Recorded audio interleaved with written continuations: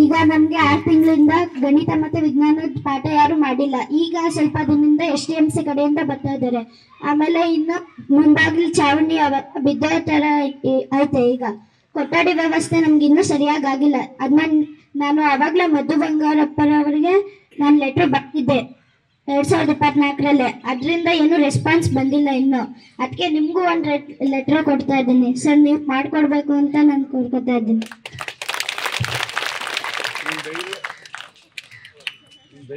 ಕೊಟ್ಟಿರೋದಕ್ಕೆ ನಿನಗೆ 5 lakh immediately release ಮಾಡಿದ್ದೀನಿ ಒಂದು ಕೊಠಡಿಗೆ. ನೀನು ಒಬ್ಬರು ಶಿಕ್ಷಕರನ್ನ ಬರೋ ವಾರದಿಂದನೇ ಡೆಪ್ಟೇಷನ್ ಮಾಡಿಸ್ತೀನಿ. ಓಕೆ,